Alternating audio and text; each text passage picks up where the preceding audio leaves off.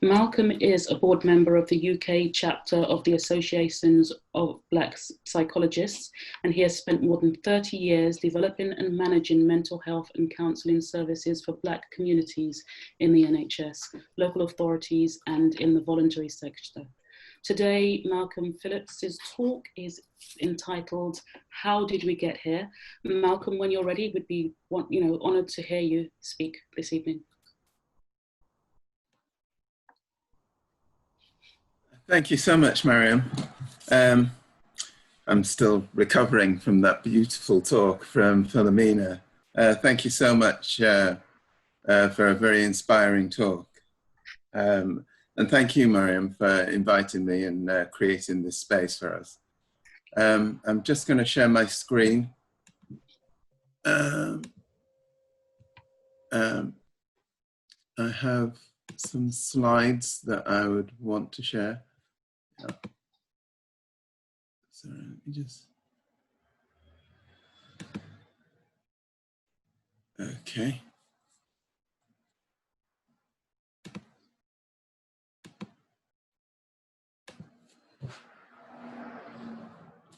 Okay, mine's going to be rather a different presentation, much more personal reflection with less answers, more questions. I'm going to spend a little time exploring how we got here and what we learned from the past. And I want to particularly talk about what brings us to action, what triggers us, and some thoughts on how we protest, how we address a situation when the situation has arisen, as it has with George Floyd. And again, some musings on how we clarify our intentions in addressing the situation that we're in. I then want to move on to give some supportive statements on how we may stay well in challenging times, and a small plug for some of the work that the Association of Black Psychologists are doing, some of the groups that you can engage with that are available across the country for members of the Black community. So with that in mind, I'd want to start a little bit with how we got here.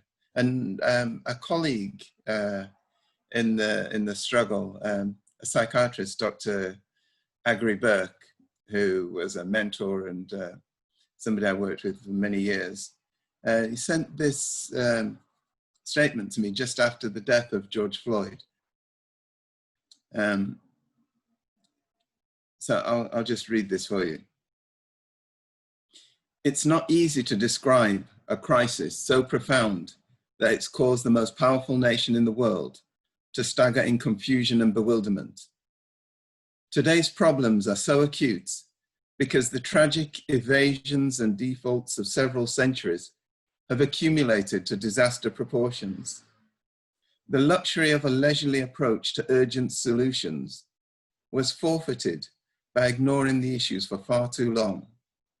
The nation has waited until the Black man was exploding with fury before stirring itself, even to partial concern.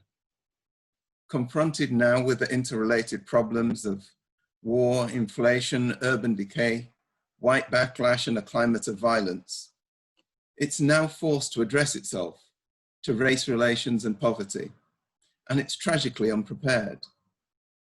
What might once have been a series of separate problems now merge into a social crisis of almost stupefyingly complexity. I'm not sad that Black Americans are rebelling. This was not only inevitable, but eminently desirable. Without this magnificent ferment, the old evasions and procrastinations would have continued indefinitely. This powerful statement that was sent to me was actually an excerpt from a speech in 1968. It wasn't made in the last few days. Agri sent it to me in June. and it seemed so apt to what was happening right now. But it made me think about two things. It made me think about how many times we've been here before, how many times in my lifetime I've seen uprisings. And this just seemed like another time where people were talking to me as though this was new and as though we have a new opportunity, or this is a watershed moment. I wasn't sure. I was also concerned with the question of, I was aware of so many people who've passed.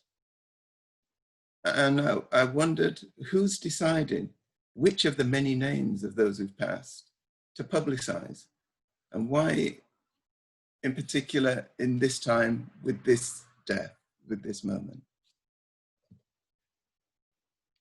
Let me just say a bit more about what I mean by that.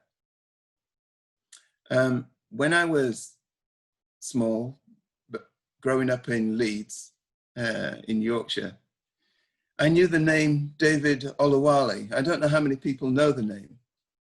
David Oluwole was a young black man in Leeds. He was very dapperly dressed, but he was a down and out. He was a vagrant who I might see as I walked into the town centre with my mum to go to the market shopping.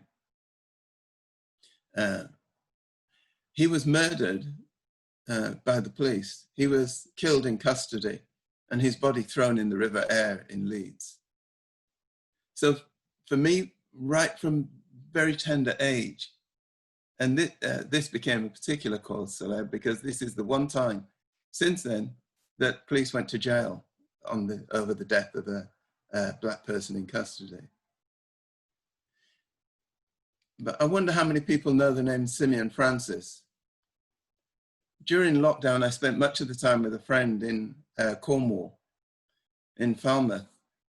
And at the same time as we were protesting the death of Breonna Taylor and George Floyd, Simeon Francis, a young black man, was killed by the police in Cornwall, in Devon and Cornwall Constabulary. It didn't make the headlines because I was down there. It made a local paper, but we saw very little about this. And I wonder why the deaths that are happening so close and present to us are not celebrated, are not acknowledged, don't raise us to action, but the deaths of other black people far away do. I wanted to take some time to say the names and to share those who died since David Oluwole from the black community in custody. And so if you'll bear with me, if we take a couple of minutes, if you get yourself comfortable.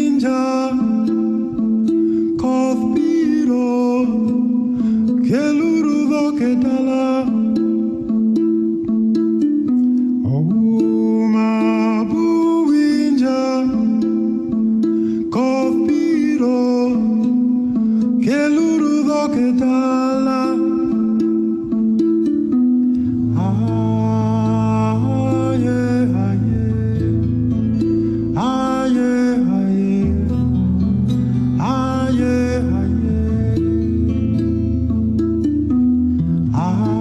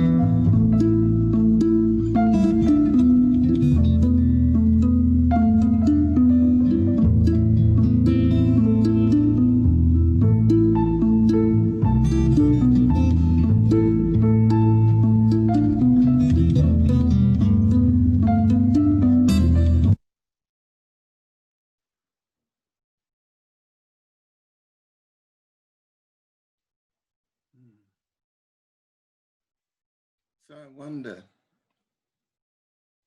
as I said, what triggers us to take action when this happens so regularly? I should say, I stopped the list at 1990. They were just the names in order from David Oluwale in 1969 until 1990. Since then, there have been a further 1,741 deaths in custody, of which a great proportion have been Black people. So the question is, why do we choose? Who do we choose? When do we choose to address racism, and when do we choose to let it slide, if that's what we do, or be silent? And do we choose how we respond? A concern I have is that when we respond, it's a bit of a knee-jerk. We just go, we turn up, but we're not sure why we're turning up or what we want. So there's been many protests, many uprisings, from the civil rights movement in the States to the Olympic boycott. Actually, I always think of it as an Olympic boycott. These men who are lauded for their protest were seen by many of their teammates who refused to take part at all as choosing the wrong path. The uprisings when I, in my 20s, came to work in London. That was Brixton, and that's Tottenham. After the death in 2011, the uprisings, and this, of course, is this summer. So the next question that I was challenged with when, in response to George Floyd, as I say, I was down in Cornwall, was my friend asked me, invited me, to come along to a protest. A protest is happening in Falmouth. Let's go and join. But the big concern for me is, do we take a knee? And what does that mean? And this is a picture of the protest that I took part in, where you can probably, if you can see that well, you'll notice that there was about half a dozen Black people amongst 300 white people. And it was shocking for me personally to be told to adopt what at that time I saw was the posture of the perpetrator. To do it for the length of time that the perpetrator did to take the breath out of the body of my brother. And amongst some to chant, "I can't breathe." I think we have to be really clear about what we do and why we do it and what that does to us spiritually. There was no mention of the purpose other than this was going to be done for the time that it was done to us. I think in taking, so for me, that protest was a very difficult emotional experience in trying to keep myself centered, in engaging in something that really didn't feel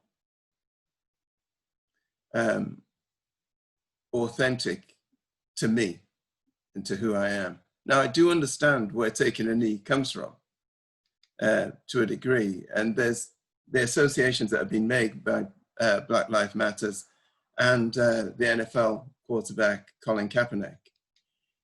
His protest to take a knee has a particular meaning and resonance within American football.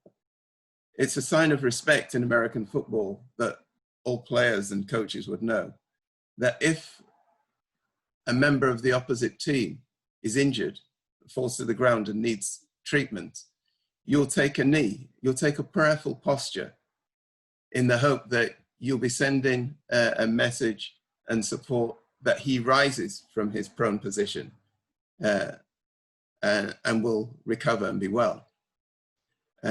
So they specifically took that posture for a particular reason, to symbolize that what they were doing was prayerful and was respectful. It wasn't taken that way. But I think what I'm trying to say is when we protest, how we protest is important. As we walked away from the protest, I shared with my friend Caroline 5 questions that I think I would share with you as questions that we should all ask ourselves when thinking about taking up action or protesting. We struggle to answer the question, why are we going? And where are we going? What are we here to say? What do we want to get across? And do our actions and words convey our message? Clearly, in that case, in Falmouth, I could find no way to convey what I was feeling, and conveying it through the actions of the perpetrator didn't work for me. Do others here share my intention? Well, I wasn't sure, but an important question and something I asked my sons to consider. So many of our protests and our uprisings have been hijacked by others for their purposes. I think it's important when we go to protest to think about who we're protesting with and what's the end game, what are we trying to achieve. To go to protest, to once again to beg that we are human, that I am a man, that my life matters, to supplicate in the face of white supremacy, to me seems yeah, I'm hesitant because really I don't know the answer, but I'm not sure it's the answer. I'm not sure we're going to change hearts and minds that have been imbued with an ideology for the last 400, 500 years. I don't think that will change by simply asking, please consider me your equal. So let's move on to what I do think we can do. And I think the focus should be on, for ourselves in this challenging time, on what's positive and life-affirming for ourselves. And I'm going to offer 4 suggestions. The first, that we'll stand in our strength, that we'll Zola up, and I'll explain that and where that comes from. It means to love each other, that we remind ourselves of who we are and we say our way. So the first of those, a friend and colleague invited me to attend her team workshop, a workshop that she was leading after the death of George Floyd, where members of the staff team, she's a counseling psychologist working within mental health in Brixton area, where the workers could discuss and share their feelings and thoughts about the environment and the atmosphere and how they were feeling at the time. And they shared this picture, and it's a picture I really love. And they asked, if you were that young woman in the picture, what would your feelings be? And people talked about fear and a lot of negative thoughts. Where looking at it, I only see, and it's my projection, but I see a powerful woman connecting herself with a long history of protest. This is her time. This is her turn to join the centuries of uprisings of Black folk. She is, as I write, standing in her strength, standing in her knowledge. There's a Yoruba proverb that I think is apposite, that when you stand with the blessings of your mother and God, it matters not who stands against you. And I see this in this woman. The second suggestion is coming from the founder of the Association of Black Psychologists. He entreats us to Zola up on ourselves and talks about 5 R's to wellness, that we should remember who we are and whose we are. remember where we come from, who our people are. And I'll talk about that a little more in my next suggestion in more detail. We should remind ourselves that we faced this and worse before, and we've come through. We're a resilient people. That we need to reframe this time that we're in. We're being told that we're in lockdown. We've been told that we're in quarantine. Rather, I like to think of this as a pause, as a positive pause and a time when we can, more than any time that we've had, where we can get off the treadmill and we have a time for reflection. Equally, we have a time for connection, to revitalize our family connections and coming together. It's the power of Zoom has enabled so much connection within our community and across the world and across the diaspora for us to come together and share with each other. But critically, that we should reward ourselves, that we should give thanks and acknowledge the good in ourselves and in each other. At a time when we're under such challenge and we're seeing demonstrations on social media of how little we matter, it's important that we give thanks and acknowledge to each other through love that we matter and that we're important. So my third point of remembering your ancestry and values, they're the things, knowing whose we are, understanding your values and where you come from, sets the stage for us understanding what's right and good and the actions necessary to how to address the challenges in life.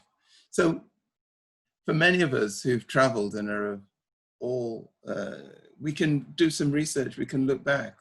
We can look at Akan ethics and look at those who are directly from the continent and know, or those who find that that's their connection, their spiritual connection across the waters. That ethics of truth and generosity, of patience and goodness of nature will sustain you during challenging times. The Wolof, the people of Senegal and Gambia, have and know their values of compassion and appreciativeness and a sense of honor can sustain. Yoruba, attributes of good character, of patience in this time, of endurance and sensitivity. And those, we have to go to research to find our shared Caribbean values, where we find that when you look at values of people of the Caribbean, that you find honoring parents and elders always coming on top, family security and equality, friendship and responsibility. So leaning on our values and looking at how we can use those to sustain us and remind us and who we are. I think for those who want to go deeper or to look to a more collective notion of our values, may want to travel further back in time to ancient values of Ma'at and the cardinal virtues. So the last suggestion I want to make is to say, our way. I often find, and those chants that I hear at rallies that mimic, that are there for whatever the cause at European rallies, don't really seem appropriate to me. What I mean is those, what do we want? When do we want it? Kind of chants. I think to express our concerns, and we have wonderful, talented artists, musicians, dancers, poets, and our musicians at this time and in challenging times are the ones who have sustained me. If I want to protest, if I want to look for a protest story or song or words, I would look to, we heard a great deal from Audre Lorde and James Baldwin in Philomena's presentation. I would lean on Linton Kwesi Johnson I would lean also on Bob Marley. I would lean on many of our writers and performers. I was thinking, and I'm going to, rather than talk further, I'm going to give you a bit of space to hear what I would consider one of the greatest protests during this time that I've seen, that says I'll say our way. So it's just a short video.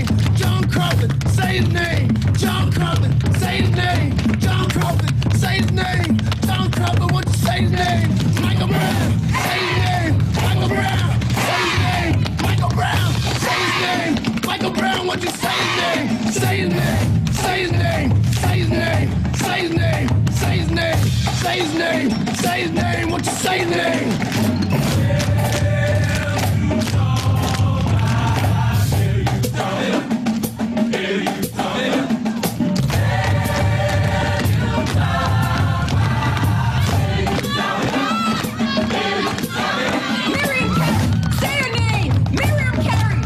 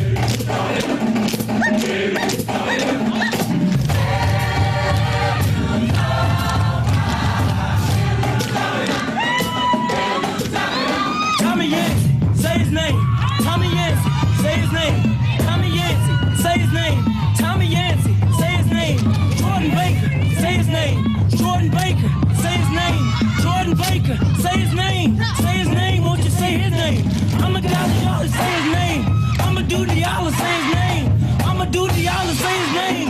I'ma do to y'all say his name. Say his name, say his name, say his name, say his name, say his name, say his name, say his name, won't you say his name?